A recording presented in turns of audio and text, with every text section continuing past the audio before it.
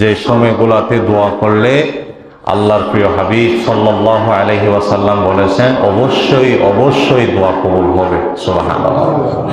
তার ভিতর এক নাম্বার হলো যে আদ-দুআউ বাইনাল আযান ওয়াল ইকামা, আযান আর একামতের যে মধ্যবর্তী সময় আছে এই সময়গুলোতে আল্লাহর প্রিয় হাবিব বলেছেন দোয়া কবুল হয়। সুবহানাল্লাহ। দোয়া কবুল হয়। দৈনন্দিন 5 বার আযান দেওয়া হয়। আযানের পর থেকে নিয়ে একামতের যে মধ্যবর্তী 20টা মিনিট 15টা মিনিট বাজের সময় 25টা মিনিট থাকে, ওই সময়টাকে আমরা অনেকে অনেকভাবে কাটাইয়ে ফেলি, অহতিক কাটাইয়ে ফেলি। এটাকে গল্প গুজারিতে কাটাইয়ে ফেলি, বিভিন্ন অহতুকভাবে খাটাইয়ে ফেলি সময়ের মূল্য না জানার কারণে। কিন্তু এই সময়টা কত দামি সে বিষয়ে আল্লাহর প্রিয় হাবিব বলছেন যে লা ইউরাদ্দু দুআ বাইনাল আযানি ওয়াল ইকামা।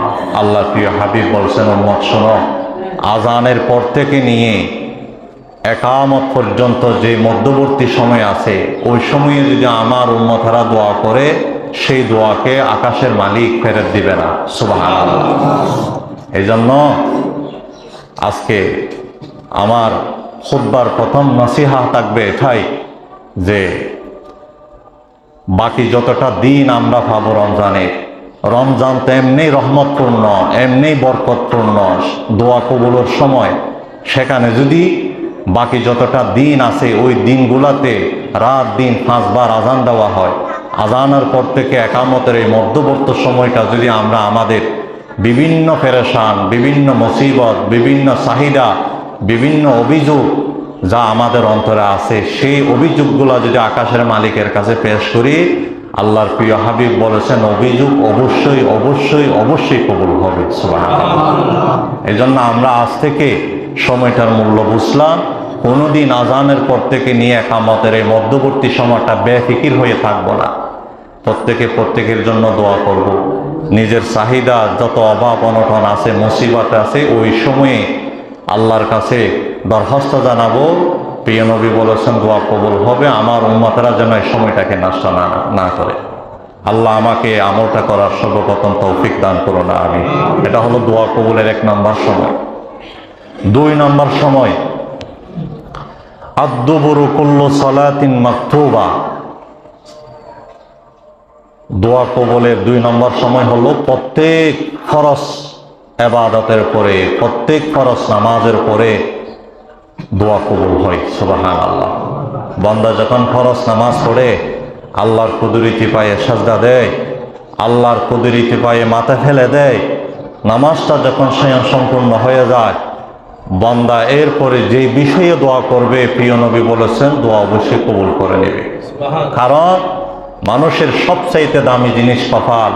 সেই কপালটা বান্দা মালিকের কাছে নত করে দিয়েছে, মালিকের কাছে আত্মসমর্পণ করে দিয়েছে, মালিকের দরবারে সে খান ধরে আত্মসমর্পণ করে নিজের সর্বোচ্চ সম্মান বিলীন করে দিয়েছে। তো মালিকের পক্ষ থেকে ঘোষণা হয়, প্রিয় নবী বলেন ওই সময় ওই বন্দেগী করার পরে যেটা চাইবে বান্দাকে সেটা দেওয়া হবে। সুবহানাল্লাহ। এই জন্য ফরজের পরে সময়টা কদর করা, ফরজের পরে সময়টাকে মূল্যায়ন করা। কিন্তু ফরজ নামাজের পর কিছু মসনুন সুন্নাত রয়েছে। আমার প্রিয় নবী কিছু মসনুন, কিছু তরিকা আছে। সেটা হলো প্রত্যেক ফরজ নামাজের পরে নামাজ যখন শেষ হতেন আল্লাহর প্রিয় হাবিব প্রথমে আল্লাহু আকবার বলতেন 1 বার, এরপরে আস্তাগফিরুল্লাহ বলতেন 3 বার, এরপরে সুবহানাল্লাহ আলহামদুলিল্লাহ পড়তেন 33 বার, এরপর আল্লাহু আকবার বলতেন 34 বার। এরপর আরো ভিন্ন অনেক আমল আছে। এরপরে আল্লাহর প্রিয় হাবিব এটাই আমল করতেন, উম্মতদেরকে সাহাবীদেরকে এটাও শিক্ষা দিয়েছেন আয়াতুল কুরসি পড়ার জন্য ফরজ নামাজের পরে। কারণ হাদিসে আল্লাহ রসুল বলছেন মান ক্বারাআ আয়াতাল কুরসি দুবুরা কুল্লি সালাতিন মাকতুবা। ও আমার উম্মত শোনো না, প্রত্যেক ফরজ নামাজের পরে যদি তুমি আয়াতুল কুরসি আমল করো, এই আমল যদি দায়মি করো, সবসময় করো, আমি রসুল বলে দিলাম লাম ইয়ামনাহু মিন দুখুলিল জান্নাতি ইল্লাল মাউত। ওই উম্মতটা, ওই আমার উম্মতটা যে জান্নাতে যাওয়ার জন্য মৃত্যু ছাড়া আর কোনো বাধা নাই। সুবহানাল্লাহ, মৃত্যুটাই শুধু বাধা। মৃত্যু হয়ে গেলে আয়াতুল কুরসির বরকতে আকাশের মালিক তাকে জান্নাতে পৌঁছাইয়া দিবে। সুবহানাল্লাহ। আয়াতুল কুরসিতে কি আছে যে আমলটা দায়েমি করলে, আল্লাহর প্রিয় হাবিব বলছেন ফরজ নামাজের পরে কেউ যদি দায়েমি আয়াতুল কুরসি পড়ে, শুধু মরণটা বাকি, মরণ হয়ে গেলে তার ফাইসালা হবে, তার ঠিকানা হবে জান্নাত। সে আয়াতুল কুরসি থেকে আছে, সে আয়াতুল কুরসিতে ইসমে আজম রয়েছে। সুবহানাল্লাহ। যে ইসমে আজমের ওসিলায় দোয়া করলে আকাশের মালিক দোয়া কবুল হয়। হাইয়ুল কাইয়ুম কেউ কেউ বলেছেন এগুলো হলো ইসমে আজম। এই ইসমে আজম দিয়ে যদি কেউ দোয়া করে তার দোয়া কবুল হয়। এই জন্য 2 নাম্বার নাসিহা থাকবে, প্রত্যেক ফরজ ইবাদতের পরে, সুন্নত আমলগুলার পরে আপনি কিছুক্ষণ বসে আপনি আপনার বাসায় আল্লাহর কাছে দোয়া করেন। যত চাহিদা আছে এগুলা খুঁজেন 2-5 মিনিট। কারণ ওই চাহিদাগুলা পেশ করলে দোয়া কবুলের গ্যারান্টি দিয়েছেন কে? আল্লাহর প্রিয় হাবিব সাল্লাল্লাহু আলাইহি ওয়াসাল্লাম। আল্লাহ তাআলা আমাকে এই আমলটা করার, যারা শুনছেন সকলকে আমল করার তৌফিক আল্লাহ দান করেন, আমিন। তাহলে দোয়া কবুলের 2টা সময় আমরা পেলাম। 3টা সময়, 3 নাম্বার আদ-দুআউ ফি সুজুদিস সালাত, নামাজের সাজদায় দোয়া কবুল হয়ে যায়। নামাজের সাজদায় দোয়া কবুল হয়। হাদিসটা শুনেন, হাদিসটা বর্ণনা করেছেন প্রিয় নবীর প্রিয় সাহাবী হযরত আবু হুরায়রা। তিনি বলেন, আমার প্রিয় নবীজি সাল্লাল্লাহু আলাইহি ওয়াসাল্লাম বলেছেন, আকরাবু মা ইয়াকুনুল আবদ মির রাব্বিহি, বান্দা আল্লাহর অতি নিকটে হয়ে যায়, রবের অতি নিকটে হয়ে যায়, অতি কাছাকাছি হয়ে যায়। কখন? বান্দা যখন সে সেজদা দেয়। বান্দা যখন আল্লাহর কুদরতি পায়ে সিলিন্ডার করে, আত্মসমর্পণ করে, 2 হাত কানে তুলে নত হয়ে মাথাটা যখন আল্লাহর কুদরতি পায়ে ফেলে দেয়, তখন আল্লাহর প্রিয় হাবিব বলেছেন সেই বান্দাটা আল্লাহ তাআলার রহমতের অতি নিকটে হয়ে যায়, অতি কাছাকাছি হয়ে যায়। তো আমার নবীজি বলছেন, উম্মত তুমি যখন রবের অতি নিকটে হয়ে গেছো, অতএব ফাআকসিরুদ দুআ, সেজদায় গিয়ে তুমি বেশি বেশি দোয়া করো। দোয়া করলে আকাশের মালিক দোয়া করে নেবে। সুবহানাল্লাহ, সুবহানাল্লাহ। এই জন্য সেজদায় দোয়া করা যায়। সেজদায় দোয়া করলে দোয়া কবুল হয়। যত বড় মুসিবত হোক, 1 দিন 2 দিন দায়মিভাবে আমল করেন, এর ফলাফল সুন্দর আসবে। সুবহানাল্লাহ।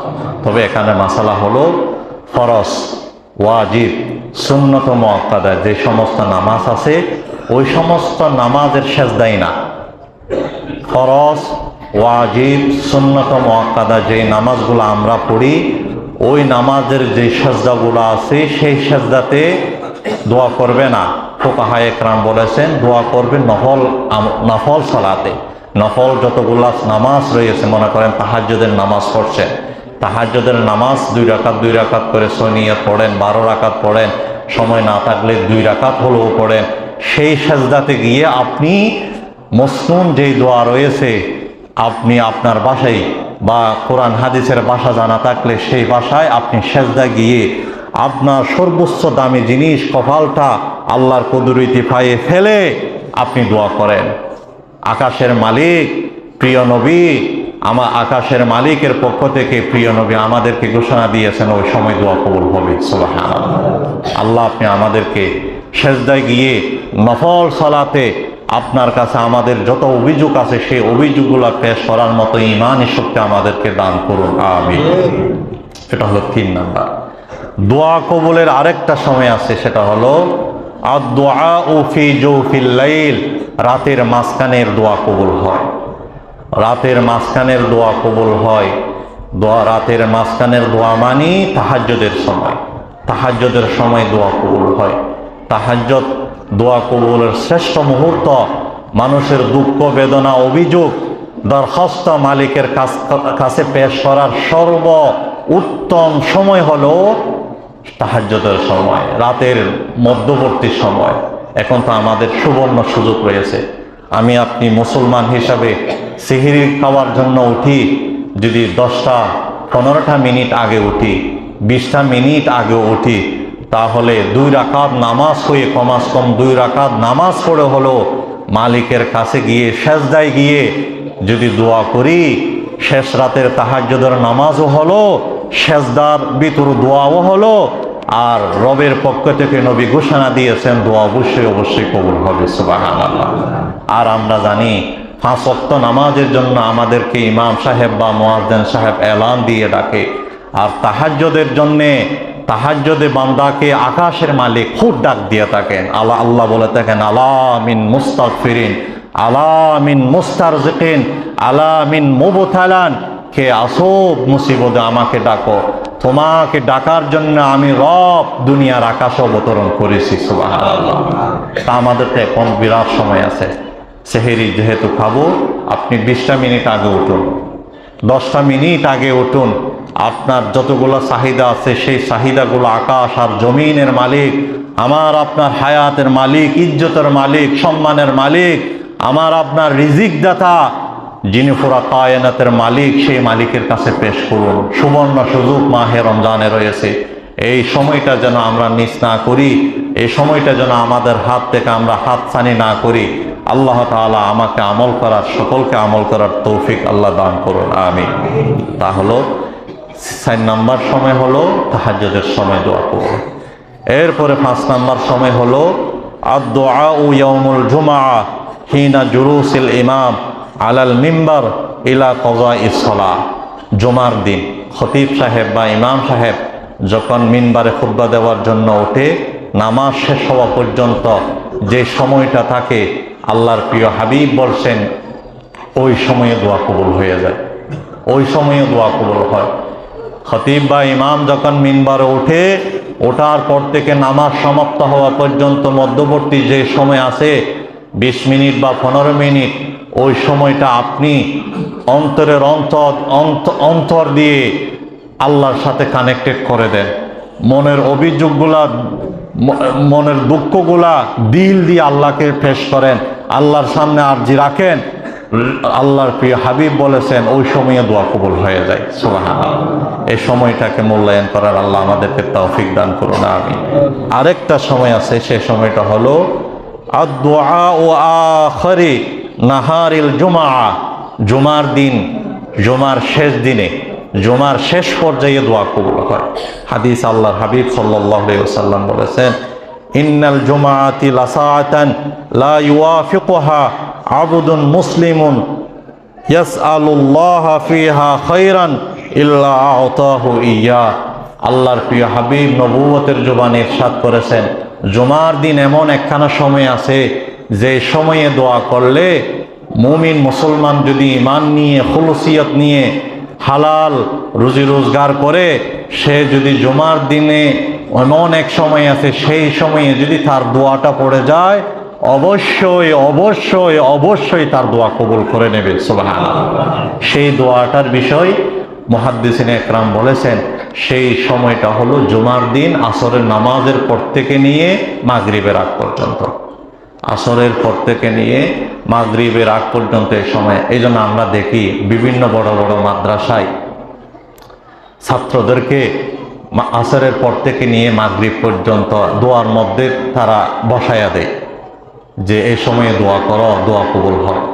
বিভিন্ন বড় বড় ধর্মীয় প্রতিষ্ঠান যেগুলো আছে, ছাত্রদেরকে আমল করায় যে সময়ের প্রতি, সময়ের মূল্যায়ন বোঝায় যে জুমার দিন আসরের পর থেকে নিয়ে মাগরিবের পর্যন্ত সময়ে দোয়া কবুল হয়। মুহাদ্দিসিনে একরাম বলেছেন, এই জন্য মাহে রমজান তো একদিক দিয়ে রহমত, নাজাত, বরকত, বহুমুখী কল্যাণ নিয়ে আমাদের কাছে এসেছেন।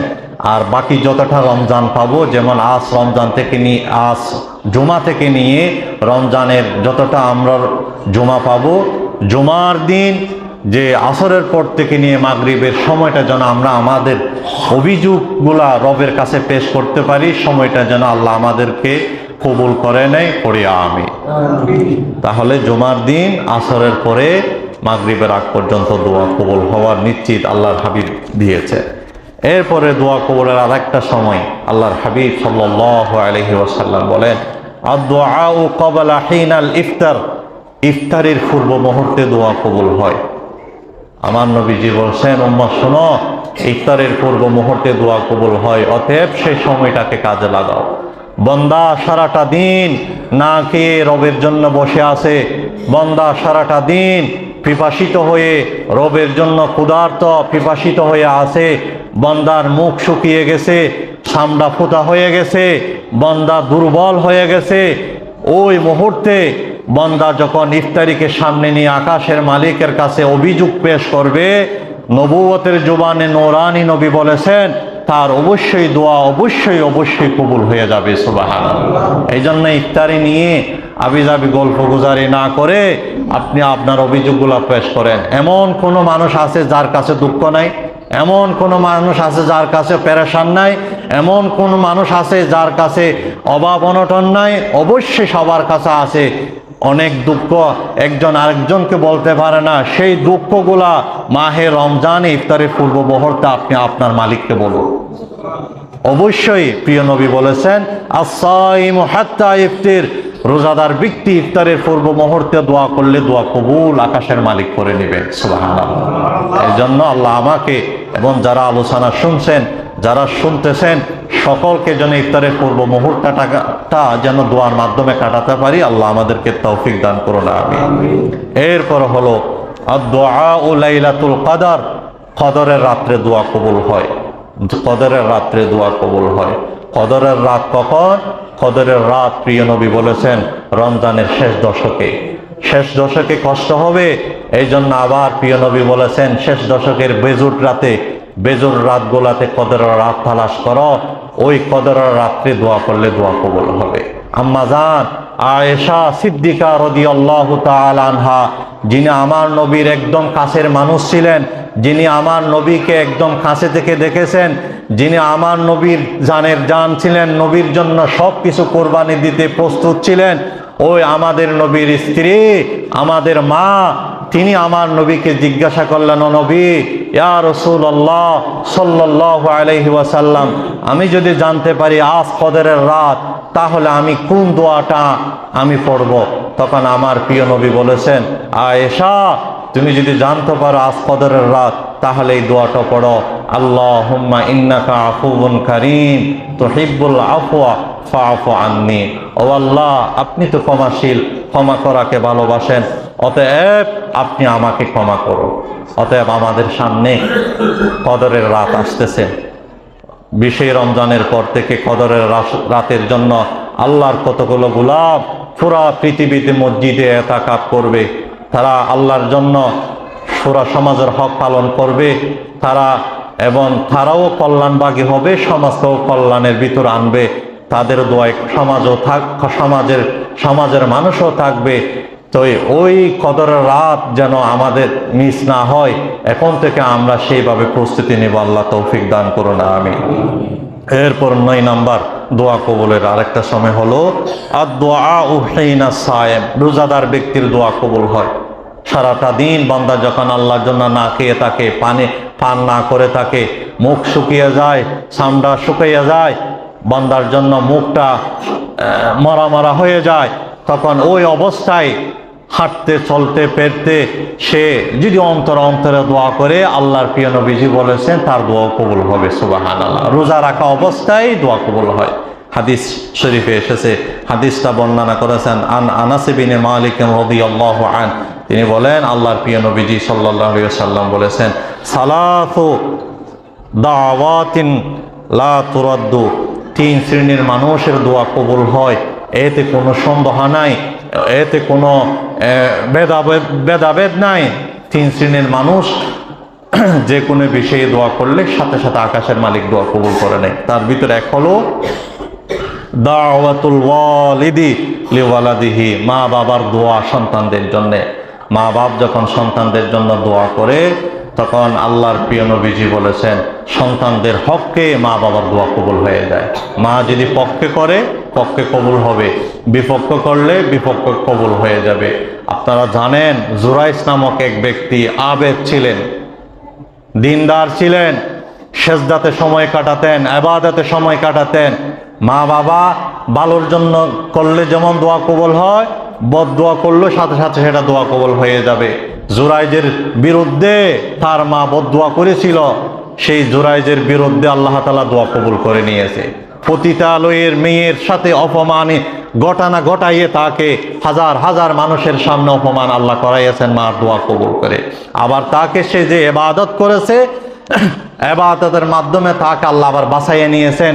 ছোট একটা মাসুম বাচ্চা দ্বারা স্বীকৃতি দেওয়া হলো যে উনি বেবিচার করে নাই। তো ওনার যে সন্তানটার জন্ম হয়েছে ওনার বাবা হলো অমুক রাকাল, বাস্তবে জুরাইস না। তো জুরাইস এত বিপদে পড়লে কেন? ওই মা বাবার বদদুয়ায়। এই জন্য মা বাবা যেটা বলবে সেটা হবে, পক্ষ বললেও হবে, বিপক্ষ বললেও হবে। এই জন্য মা বাবা বড় শ্রেষ্ঠ দুইটা নিয়ামত। মা বাবাকে যেন মূল্যায়ন না করি। আমি শিশু অবস্থায়, বাল্যকাল অবস্থায় 15 বছর পূর্ণ হওয়ার আগ পর্যন্ত আমার মা আমার বাবা আমার চাহিদা যেমন পূরণ করেছে, আমার মা বাবা বৃদ্ধ হয়ে গেছে, তার আমার কাছে খুঁজতে তার শরম লাগে, তার মুখ দেখে ভঙ্গিমা দেখে আমার সব কিছু এনে দেওয়া, তার হক আদায় করা, এটা সন্তানদের দায়িত্ব। সুবহানাল্লাহ। এই জন্য দাওয়াতুল ওয়ালিদি লিওয়ালিদিহি, মা বাবার দোয়া সন্তানের দোয়ার পক্ষে কবুল হয়। এরপরে ওয়াদাওয়াতুস সিয়াম, সায়েমদের দোয়া কবুল হয়। সায়েম মানে রোজাদার ব্যক্তি, সারাদিন যে আল্লাহর জন্য রোজা রাখে তার দোয়া কবুল হয়। ওয়াদাওয়াতুল মুসাফির, মুসাফিরের দোয়া কবুল হয়। যিনি মুসাফির, ওই মুসাফির অবস্থায় যদি দোয়া করে তার দোয়া কবুল হয়। এই নয়টা সুবর্ণ সময়, যে 9টা সুযোগ সময়, যে সময়গুলা যদি আমরা কাজে লাগাতে পারি, তাহলে এই মাহে রমজানের 19 দিন থাকুক বা 20 দিন থাকুক, যতটা দিন আছে, এই দিনে যদি আমরা এই সময়গুলাকে যদি কাজে লাগাতে পারি, মাহে রমজানে যে রহমত, নাজাত, কল্যাণ, বহুমুখী কল্যাণের কথা প্রিয় নবী আমাদেরকে জানিয়েছেন, সেই কল্যাণগুলো আমরা আমাদের জীবনে শামিল করাতে পারবো। আমাদের কপালে আমাদের নসিব হবে। সময়গুলো যদি কি কাজে লাগায়, আল্লাহ তাআলা আমাকে সহ সকলকে এই সময়গুলো কাজে লাগার তৌফিক দান করুন, আমিন। সম্মানিত মুসাল্লি সাহাবা, মাহে রমজানে সম্মানার্থে যে মাহে রমজানের ফজিলতের একটা হাদিস আপনাদেরকে শোনাই। রাসূল পাক সাল্লাল্লাহু আলাইহি ওয়াসাল্লাম বলেছেন, ইন্নাল জান্নাতা তুজাহজাফু লিল রমজান, জান্নাতকে আল্লাহ তাআলা সাজান রমজানকে কেন্দ্র করে। মাহে রমজান যখন বছরে একবার যখন রমজান আসে, রমজানের সম্মানার্থে আকাশের মালিক ফেরেশতাদের মাধ্যমে, মালায়েকার মাধ্যমে আল্লাহ তাআলা জান্নাতকে সাজান রমজানের সম্মানার্থে। মিন রাসিল হাউলি ইলা হাউলিন কাবেল, বছরের প্রথম হতে, বছরের সূচনা শুরু থেকে নিয়ে বছরের শেষ পর্যন্ত 1 বছর সময় দিয়ে ফেরেশতাদের মাধ্যমে, মালায়েকার মাধ্যমে আল্লাহ তাআলা জান্নাতকে সাজান শুধু রমজানের খাতিরে। সুবহানাল্লাহ।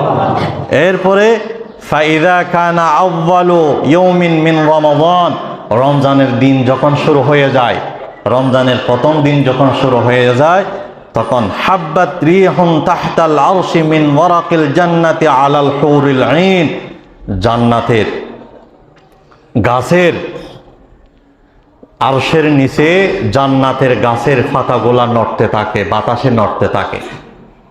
সেই পাতার বাতাসগুলা গিয়ে লেগে যায় আলাল হুরিন আইন, জান্নাতের হুরদের গায়ে। বলেন সুবহানাল্লাহ।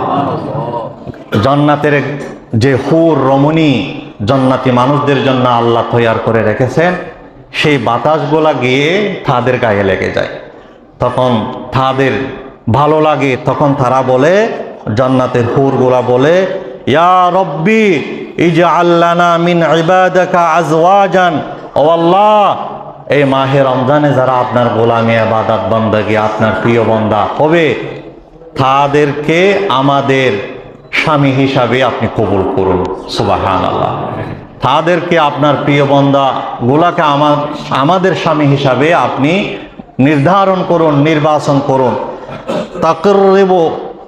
তাকিরু বিহিম আয়ুনুনা ওয়া তাকিরু আয়ুনুহুম, যাদেরকে দেখে আমাদের চোখ শীতল হবে এবং তারাও আমাদেরকে দেখে সুখ শীতল হবে। সুবহানাল্লাহ।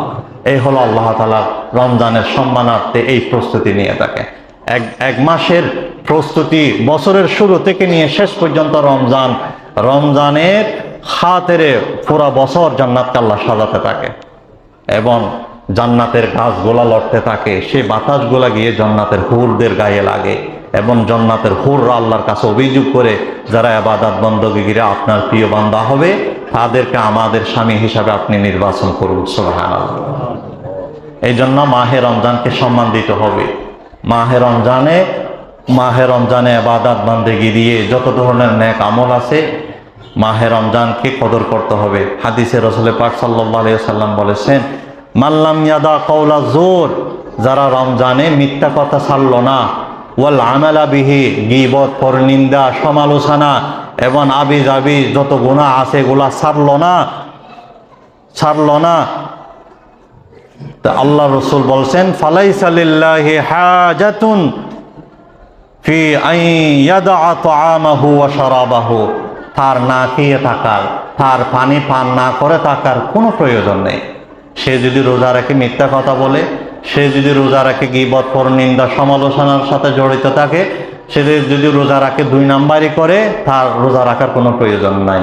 তার রোজাতে সে কিছু পাবে না, শুধু খাবারটা পাবে, মূল মগজ সে কিছু পাবে না। এই জন্য রোজা রাখছেন আল্লাহর জন্য ভালো কথা, মুখটাও বন্ধ করে ফেলে। গীবত, পরনিন্দা, সমালোচনা দুই নাম্বারই যত ধরনের আছে এগুলো বন্ধ করে দেন রমজানের সম্মানার্থে। আল্লাহ তাআলা রমজানের সম্মানার্থে পুরা বছর জান্নাতকে সাজান, এক মাসে আপনি আপনার অন্যায়গুলো আপনি বন্ধ করে দেন। যে পথে অন্যায় করেন সেই পথটা আপনার পথগুলো আপনি জানেন। যত ধরনের পথ অন্যায়ের আছে নিজে চিন্তা করে মাহে রমজানের সম্মানার্থে আমরা অন্যায়গুলো বন্ধ করে দিই। আল্লাহ তাআলা আমাকে সহ সকলকে আমল করার তৌফিক দান করুন। আমিন। ওয়া আখির দাওয়ানা।